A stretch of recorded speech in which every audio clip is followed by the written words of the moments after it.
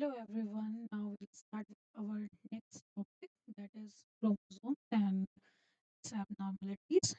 So we'll see what is chromosome. So here it's written about the chromosome. Chromosomes are made up of DNA and proteins. The number of chromosomes in each somatic cell is fixed. Species like human, that's 46. So here I had said like human species might be, you didn't get that.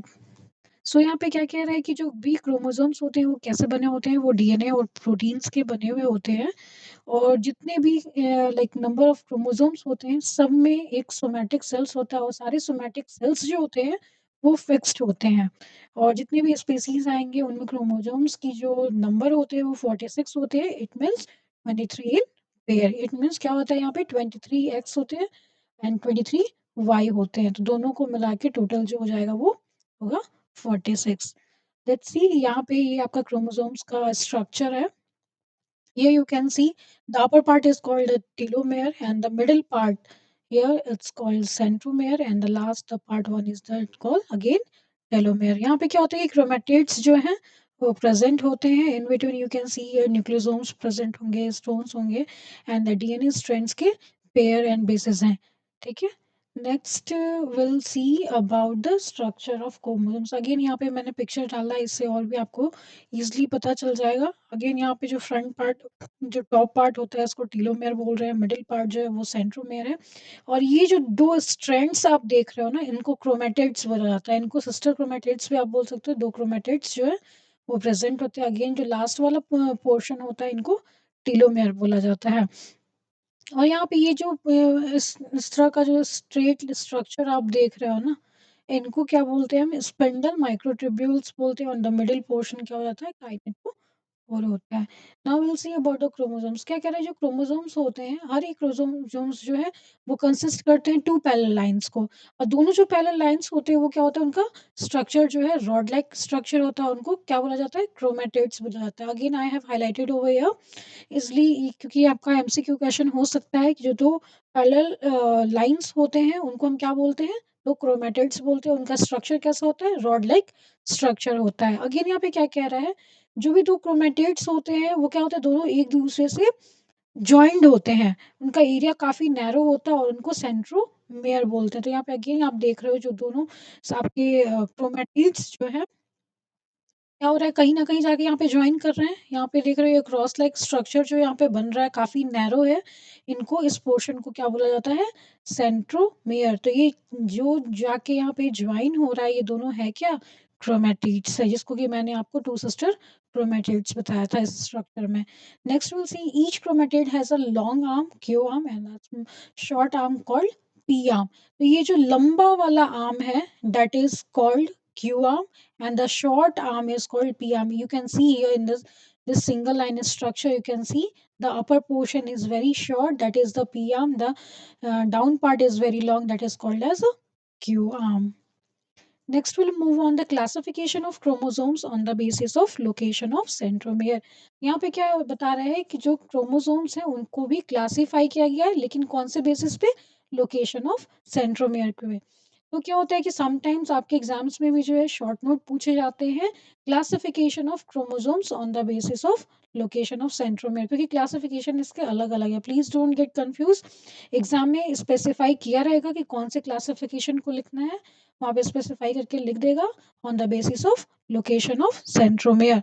So will see the first chromosomes क्या है, metacentric chromosome. Metacentric chromosome में क्या होता है, उनके जो दोनों arm chromatids होते हैं वो इक्वल लेंथ के होते हैं। तो यहाँ पे क्या कह रहा है, अगेन याद रखना आप इसको, इन चीज को, लाइक ये एमसीक्यू भी हो सकता है। ये क्वेश्चन आ जाएगा कि two arm of chromatids are of equal length and four options आपको दे रहेंगे, तो वहाँ पे आप मार्क करोगे metacentric chromosome. Next will come on the sub metacentric chromosomes. Sub metacentric chromosomes में क्या कह रहा है कि जो एक आर्म होते हैं क्रोमेटिड के somewhat shorter than the other. यानी कि अगर मान लो एक क्रोमेटिड है, उसके एक आर्म क्या होंगे, बड़े होंगे, और एक काम क्या हो सकते हैं, छोटे हो सकते हैं। तो अगेन ये भी आपका एक एमसीक्यू क्वेश्चन बन सकता है। Third will see about the acrocentric chromosome. Acrocentric chromosome में क्या कह रहा है, one arm is much shorter than other. यहाँ पे ऊपर वाले में आप देखना, समवॉट शॉर्टर में क्या होता है कि थोड़ा बहुत छोटा हो सकता है सब मेटासेंट्रिक में, लेकिन एक्रोसेंट्रिक में क्या कर रहा है, डेफिनेटली कह रहा है कि बहुत ही ज्यादा उसकी जो लंबाई है वो छोटी होगी। तो यहाँ सिर्फ दो वर्ड्स का डिफरेंस है, यू कैन सी हियर। सब मेटासेंट्रिक में क्या कह रहा है, समवॉट शॉर्टर, बट एक्रोसेंट्रिक क्या कह रहा है, much shorter. Next will see the telocentric chromosome. Telocentric chromosome में क्या कह रहा है, each chromatid has one arm. ठीक है, तो टीलोसेंट्रिक क्रोमोसोम में क्या होता है, हर एक क्रोमेटिड के पास उसके खुद के एक आर्म होते हैं, और centromere is at the end of chromosome. वहाँ पे होता है जो सेंट्रोमेयर जो होते हैं वो क्रोमोसोम्स के एंड पे पाए जाते हैं, राइट।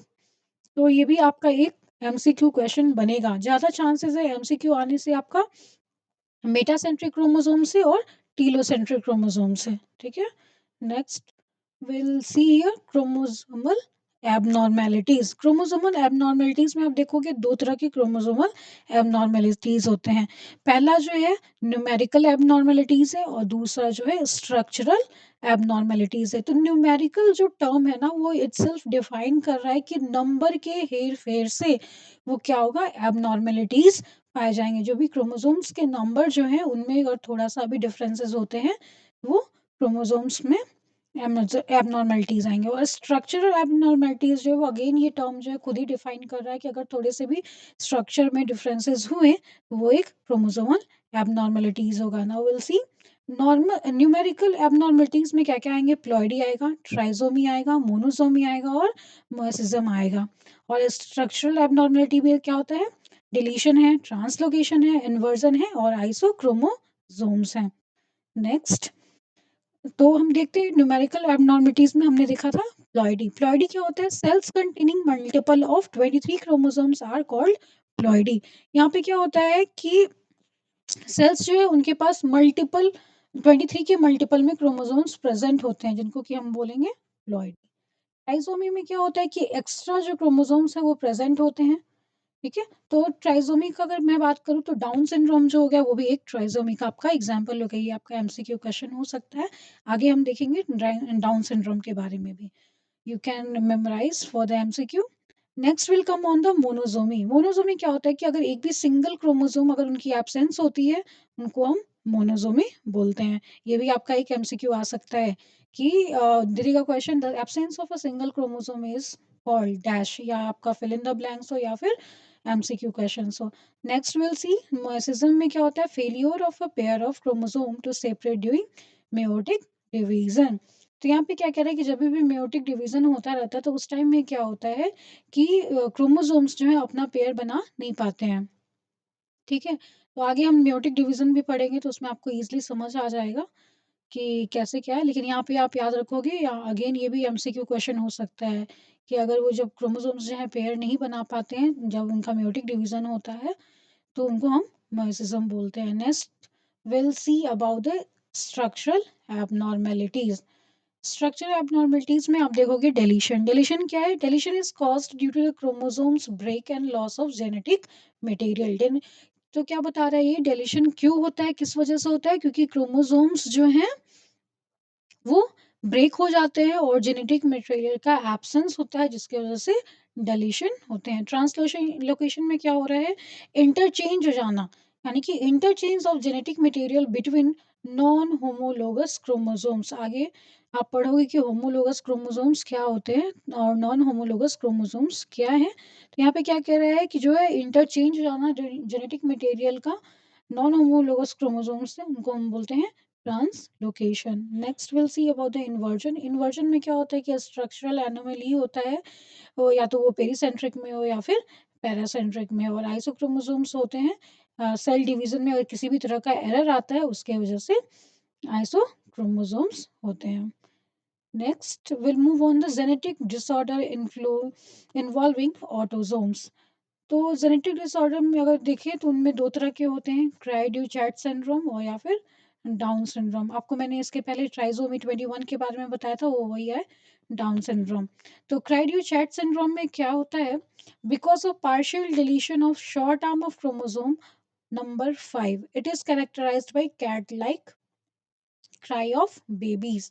तो क्राइड्यू-चार्ट सिंड्रोम में क्या होता है कि उसमें पार्शियल डिलीशन होता है शॉर्ट आर्म क्रोमोसोम्स का और उस क्रोमोसोम के नंबर जो होते हैं वो 5 होते हैं और उसको आप कैसे कैरेक्टराइज़ कर पाओगे, कैसे पहचान पाओगे तो उनमें क्या होता है कि बच्चे की जो रोने की आवाज़ है ना वो बिल्ली की तरह होती है।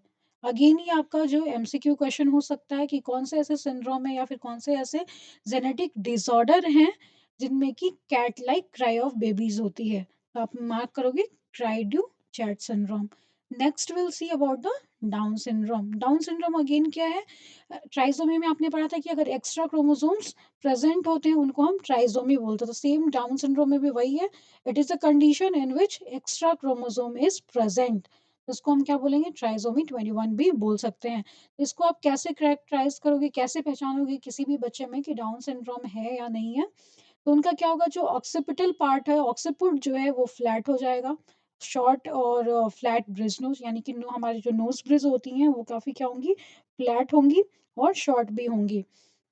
एपिकैंथिक फोल्ड होंगे, प्रोट्रूडन ऑफ टंग होगा, टंग जो है वो प्रोट्रूडेड होगा। एपिकैंथिक फोल्ड मतलब कि हमारी जो ईयर पिन्ना है उसमें फोल्डिंग्स आएंगी। सीमियन क्रीजेस यानी कि सिंगल लाइन इन पाम, अगर उनका पाम आप देखोगे तो उनमें आपको सिर्फ एक सिंगल लाइन मिलेगा।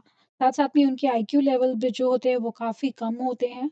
उनके हाथ और जो फीट होते हैं, हैंड और फीट भी हो, वो काफ़ी शॉर्ट होते हैं। और वन मोर थिंग यू शायद मेमोराइज दैट कि ये डाउन सिंड्रोम जो है मोस्टली आपको क्या मिलेगा, लाइव बर्थ में देखने के लिए मिलता है। Next will move on the disorders include involving sex chromosome. इसके पहले आपने देखा था ऑटोसोम्स में, now will see about the sex chromosomes.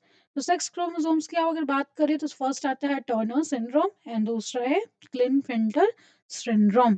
तो टर्नर सिंड्रोम क्या है? It is due to the monosomy of the X chromosome. Monosomy इसके पहले मैंने आपको एक्सप्लेन करा है, एब्सेंस ऑफ क्रोमोसोम को हम क्या बोलते हैं? मोनोसोमी बोलते हैं। तो यहाँ पे क्या कह रहा है कि due to the monosomy of X chromosome, यानी कि जो एक्स क्रोमोसोम है अगर एब्सेंस होते हैं उनके कारण जो है टर्नर सिंड्रोम होते हैं। अगेन आप याद रखना, मोनोसोमी जो टर्म डिफाइन करता है एब्सेंस ऑफ क्रोमोसोम।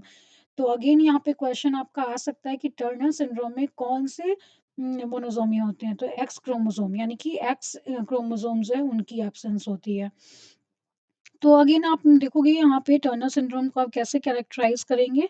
तो characterized by the growth retardation, यानी कि जो रिटार्डेशन होगा, ग्रोथ बढ़ेगी नहीं, उनकी वेब्ड नेक होगा, शॉर्ट स्टेचर होंगे यानी कि हाइट भी होगी काफ़ी छोटी होगी, और सेकेंडरी सेक्सुअल कैरेक्टरिस्टिक्स जो है वो रिड्यूस्ड हो जाएंगे। तो अगेन यहाँ एमसीक्यू क्वेश्चन आता है कि ये टर्नर सिंड्रोम जो है मोस्टली कौन से इंडिविजुअल में प्रेजेंट होते हैं?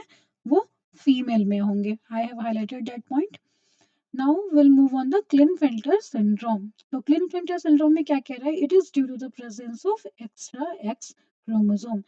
तो टर्नर में आपने क्या देखा? एक्स क्रोमोसोम के एब्सेंस की वजह से होता है, बट क्लिनफिल्टर सिंड्रोम क्यों होता है? वो एक्स क्रोमोसोम के प्रेजेंस से होता है। यहाँ पे क्या होते हैं? एक्स क्रोमोसोम जो है एक्स्ट्रा प्रेजेंट होते हैं। It is characterized by gynecomastia, hypogonadism and increased height। तो क्लिनिकल सिम्पटम जो आप कैसे पहचानोगे? उनमें क्या होता है? gynecomastia क्या होगा कि आपके फेसेस वगैरह पे एक्स्ट्रा सॉरी, gynecomastia जो होता है वो ब्रेस्ट जो है वो काफ़ी हेवीनेस दिखेगा, ऐसा लगेगा जैसे फीमेल ब्रेस्ट है। हाइपोगोनाडिज्म होगा और इंक्रीज